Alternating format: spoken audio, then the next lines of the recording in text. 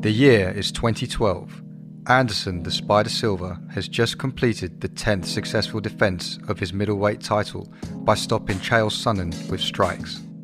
With this victory, he extends his UFC record for most title defenses, further cementing his already legendary status. Silva later concludes the calendar year by venturing to light heavyweight to annihilate Stephan Bonner and put a stamp on a 16-fight win streak in the UFC, stretching back to 2006. In the same year, George Rush St. Pierre returns from ACL surgery to dominate Carlos Condit in a 5-round decision at UFC 154, reinforcing his position as king atop the welterweight division. With both men at the peak of their powers, the calls for a super fight were louder than ever. Unfortunately, within the space of 12 months, this dream fight evaporated, forever to be lost in the ether. Silva would lose his title by KO against the rising Chris Weidman and tragically shatter his tibia in their rematch later that year. The Spider would never reach the same heights after this serious injury. St. Pierre, on the other hand, would take a 4-year break from the sport following a controversial decision victory over Johnny Hendricks, later citing a frustration with the rampant use of performance-enhancing drugs in the UFC. Both fighters effectively retired from MMA competition in 2021, but their names are frequently mentioned whenever GOATs of the sport are discussed. And with good reason, given their sustained dominance of the welterweight and middleweight divisions between 2006 and 2013. Consequently, fans will always fervently debate the outcome of a fantasy fight between the two legends. Welcome to the What If MMA channel, where we will explore who might have won this potential mega fight. Before you watch the rest of the video, we would massively appreciate if you could leave a like and subscribe and even share the video to help us grow the channel. Before we explore the paths to victory for each fighter, let's first assess the best weight class to contest the fight. Silva is clearly the larger fighter, standing 3 inches taller than St. Pierre. However, despite Silva's height advantage, St. Pierre possesses a 2-inch reach advantage whilst they have identical leg reach at 42 inches. Standing at 6 foot 2 inches, Silva was above average height for a middleweight. Silva terrorized the division with advanced precision striking as opposed to a use of size or strength advantages. Based on Anderson's sporadic forays to the 205-pound light heavyweight division, one would have to assume that forcing him to cut to 170 pounds to meet St. Pierre would be a step too far and not drive optimal performance. GSP, on the other hand, made full use of his physical gifts to reign the welterweight division. Although he was never the biggest weight cutter, his athleticism and explosiveness were unrivaled. St. Pierre also proved that his athletic gifts carried up to middleweight in 2017 when he defeated Michael Bisping to win the title. The fact that St. Pierre fought and won the title in middleweight indicates that a move up in weight to meet Silva for his title would have made the most sense at the time. With regards to the best version of each fighter, our opinion is the best time for this fight to have happened was in 2011. This would have been pre-GSP's ACL surgery and 2 years before Silva fractured his leg.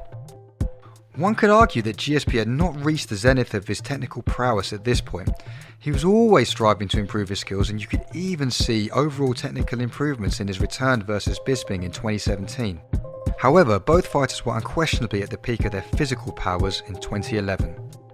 Now that the weight class and the best version of each fighter has been established, let's review each fighter's likely paths to victory and subsequent game plans. With regards to game plan, one needs to look at a fighter's historical body of work. In this case, it is pretty simple. For Silva, his path to victory is to keep the fight standing and use range striking techniques to catch GSP on the counter. This is broadly the strategy the Spider employed to deliver 11 knockouts over his UFC tenure. For St. Pierre, his mission objective is to use shootboxing to set up takedowns where he could establish the required control to accumulate damage with ground strikes. These respective game plans will shape the way in which we break down likely outcomes in the striking, wrestling and Jiu-Jitsu aspects of the fight. All fights start on the feet, so naturally we will explore striking first. To understand how the striking could have played out, we will seek to answer a series of key questions. The first question to address is, how could Silva land counter strikes against GSP? Silva did his best work as a counter fighter. hinging at the hip in his southpaw stance within the pocket to invite opponents to overcommit with lunging punches. From here, Silva would pull his head back or slip his opponent's strikes and counter with accurate straight punches. Silva's intention was to create simultaneous counters, significantly amplifying the force of his strikes. This is how he knocked out a bull-rushing Forrest Griffin with what seemed like an innocuous jab. As an exponent of Muay Thai, Silva also used devastating knees and elbows as counter-strikes. Prior to debuting in the UFC, he demonstrated these skills spectacularly, first with an intercepting flying knee to knock out Carlos Newton as he shot in for a takedown in Pride FC, and then with a highlight reel reverse elbow of Tony Strickland at Cage Rage. Silva has to be credited with fundamentally changing the striking meta at a time when it seemed certain that the wrestleboxing style would be dominant for years to come. Therefore, the simple answer to the question is that Silva could land counter-strikes against GSP in a variety of ways, including punches, knees and elbows. However, as fighters got wise to Anderson's tendencies as a counter-fighter, they became reluctant to lead and overcommit with their strikes. By 2011, St. Pierre would certainly have been aware of the dangers of electing to lead against Silva. Hence, this leads us to the next key question. How effectively could Silva lead the fight if St. Pierre refused to come to him? It was well known that Silva was less effective as a martial artist when he was forced to lead. People often cite the Spider's performances against Patrick Cote, Damian Maia and Thales Leeches as lackluster. However, Anderson's passivity and goading were deliberate tactics to get his opponents to swing at him so that he could capitalise with his counter-strikes. The fact that they didn't in these examples made for mind-numbing viewing for spectators. That isn't to say that Silva couldn't lead. Look at his incredible front kick knockout of Vitor Belfort as an instance where he led successfully. However, this example was the exception rather than the rule. Hence, St. Pierre could significantly mitigate the dangers of Silva's striking if he chose to operate as the counterfighter himself. This then leads to another key question. What abilities has GSP demonstrated as a counter-striker? The simple answer to this question is, not many. This is not to say that GSP didn't display remarkable abilities as a counterfighter, which we will later address in the wrestling analysis. However, it was his preference to lead the striking. Circumstances in which he was forced on the back foot, for example against Johnny Hendricks, arguably exposed counter-striking as one of his few weaknesses, retreating on straight lines and getting tagged rather than creating angles to return fire.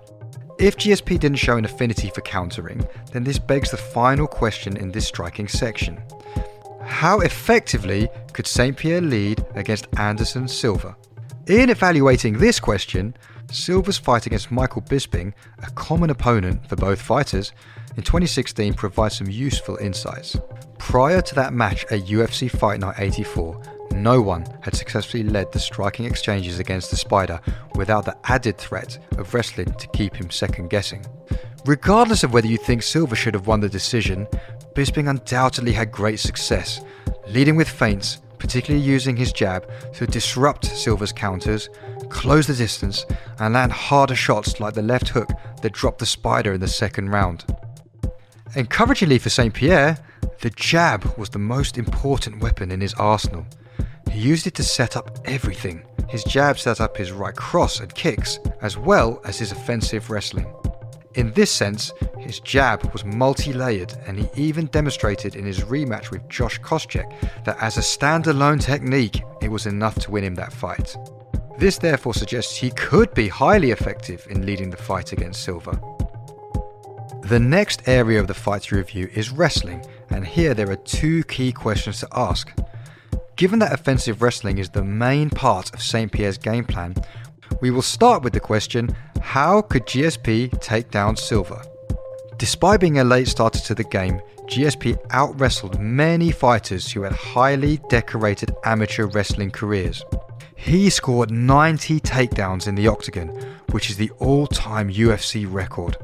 Was George a better technical pure wrestler than Matt Hughes, Josh Koscheck or John Fitch? The answer is probably not. Indeed, if you compare GSP's wrestling to the likes of Khabib Nurmagomedov's chain wrestling, it is somewhat rudimentary. He mainly used blast doubles and clinch to knee tap takedowns. However, where GSP was able to excel in wrestling was his ability to seamlessly blend his takedowns with his striking. As mentioned previously in the striking analysis, GSP's jab was a pivotal part of his game. He often established his jab early before using it as a feint to level change for takedowns. You can watch almost any St. Pierre fight to see this in action, and given that we previously discussed how a sophisticated jab could give Silva fits, this would be the highest percentage method for GSP to get Silva to the mat.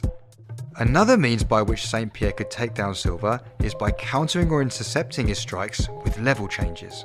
GSP displayed immaculate timing as a reactive wrestler, ducking under punches, wide hooks in particular, to get under his opponent's hips and slam them to the mat was a trademark GSP sequence. George also showed a proficiency to obtain takedowns from catching leg kicks. See his fight against Thiago Alves at UFC 100 for some perfect examples.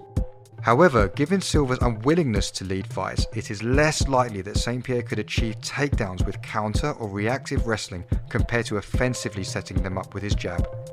Now that we understand the ways in which St. Pierre can take down Silva, we must ask the second key question.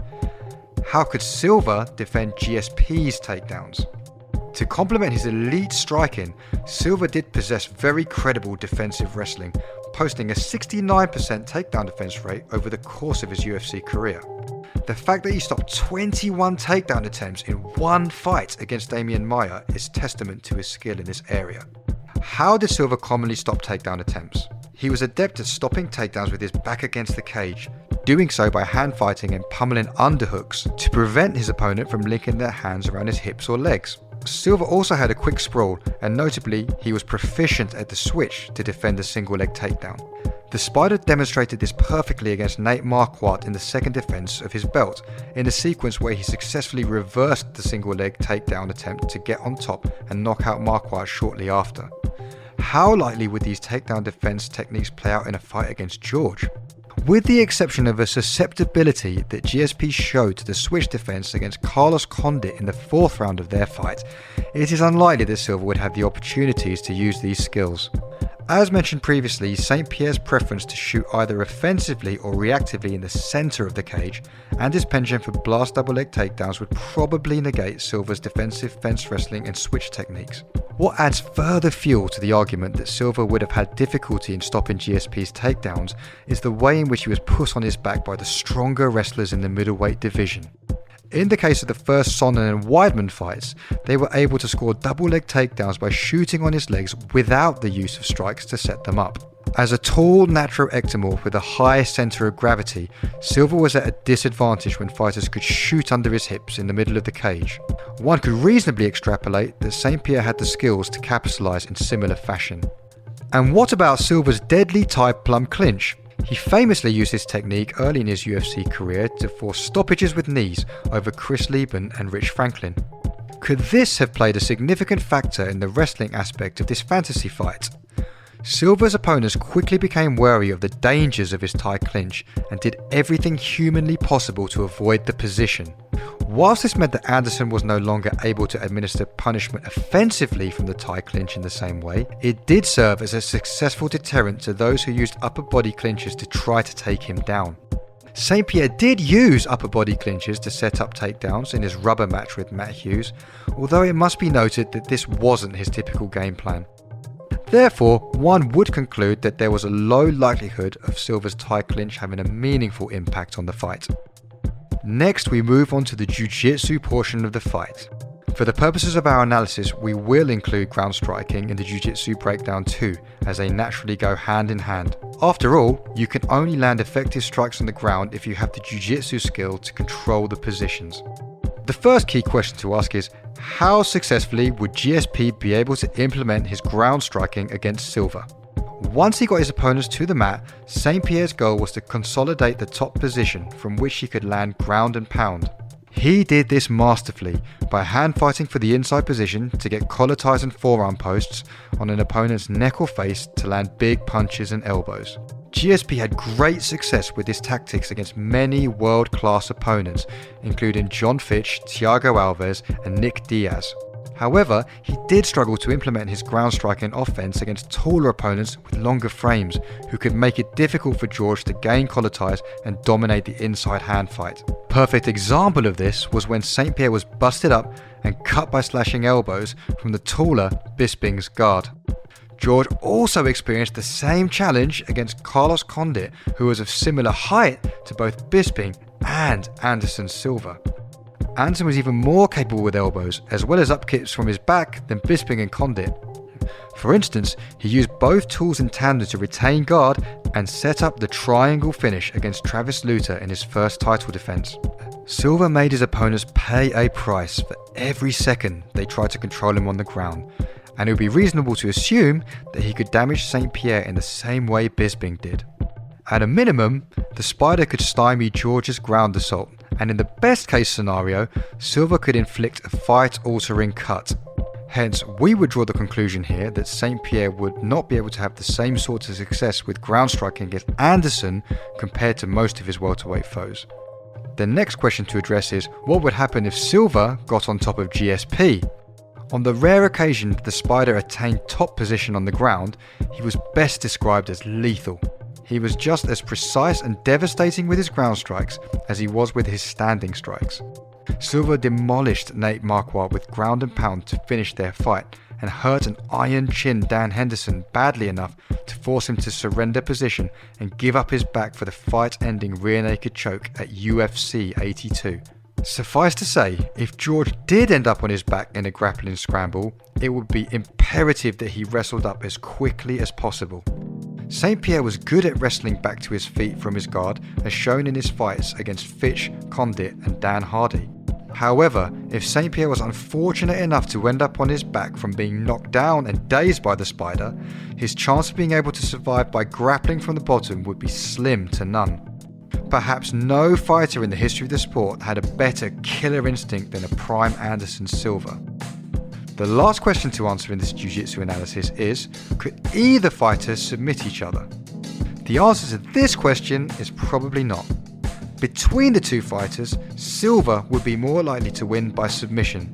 With his long legs, Silva had success with throwing up triangles from his guard, as shown against Lutter and Sonnen. However, the way in which GSP prioritized inside hand fighting to set up his ground striking always kept him safe from submissions inside his opponent's guard. The Spider would have a much better opportunity to submit George from the top position, although as we previously discussed, he would probably favour trying to finish the fight by ground strikes. With regards to St. Pierre, finishing submissions represented the biggest weakness in his MMA game. Fighting is very much a game of inches, and minuscule missteps can have catastrophic consequences. More often than not, you have to sacrifice position to pursue a submission, and if you fail to secure a finish, you can wind up exposed on the bottom in bad spots, like St. Pierre did in his fights against John Fitch and Dan Hardy. In this fantasy fight, it is unlikely that George would pass Silva's guard, and even if he did, the Spider's solid submission defense and the risk of ending up beneath Silva to contend with his lethal ground and pound would probably dissuade GSP from attempting submissions. Technical ability is the most important in analysing any matchup. However, there are other non-technical factors to consider. As the great Vince Lombardi once said, fatigue makes cowards of us all, and we have seen good cardio, or lack thereof, determine the outcome of many bouts in the octagon. Fortunately, neither Silva nor St. Pierre had a weakness in this area. Both went the full 5-round distance on multiple occasions and often showcased their championship caliber by being able to finish stronger than their adversaries. Resilience, and more specifically chin, is another factor to assess. In his prime, Silva had a very sturdy chin. Although opponents rarely hit him cleanly, his chin gave him the confidence to stand in front of his opponents with his hands by his side. Up until 2011, only Chael Sonnen had managed to rock him with strikes, which was remarkable considering that he had traded blows with concussive hitters like Vitor Belfort and Dan Henderson. In this aspect, St. Pierre never demonstrated the type of firepower which would trouble Silva's jaw. St. Pierre, on the other hand, carried a reputation for possessing a bit of a suspect chin, originating from his first round TKO defeat against Matt Serra at UFC 69, which was, and still is, the biggest upset in UFC history. We feel that this was a slightly unfair assessment given that A, he was hit with the perfect punch behind the ear by Serra, and B, he was never seriously wobbled again until he fought Hendricks, one of the hardest hitters in welterweight history. Although it is our belief that GSP did not have a weak chin, Silva's ability to knock out light heavyweights indicates that he could certainly do the same to a smaller St. Pierre. Taking all factors into consideration, we must now draw a conclusion as to who we think wins this mega fight. With two elite fighters, it always comes down to who can best implement their game plan on the night. Over the course of a 3-round fight, we feel that this is a real 50-50 pick'em. Whilst we personally don't envisage a scenario where GSP ever KOs or TKOs the Spider, over the course of 15 minutes, we could imagine St. Pierre being able to impose his superior wrestling to take down Silva and rack up enough control time from the top position to win a decision. Alternatively, it is just as likely that Silva could either knock out St. Pierre or outpoint him on the feet. However, in a 5-round fight, we would favour Silva to win the fight 7 times out of 10. There is a strong case to be made for Silva being the most dangerous fighter in UFC history. The probability of Silva catching St. Pierre with a knockout blow increases the longer the fight goes on. One clean punch or knee from Silva could either knock out GSP or force him into a bad position on the ground from which we feel it unlikely he could recover. Furthermore, if George did manage to successfully implement his game plan to take down and control Silva, the longer fight format increases the likelihood that he incurs damage from a potential cut from a Silva elbow or upkick, which could compromise his performance. Silva's excellent cardio also doesn't bode well for St. Pierre in the 25-minute format. Our verdict is that Silva would eventually take over in the championship rounds and get the TKO in round 4. Do you agree or disagree with our pick? Please let us know in the comments. We make these videos to encourage debate and discussion. And please like and subscribe to see us break down more fantasy matchups in future.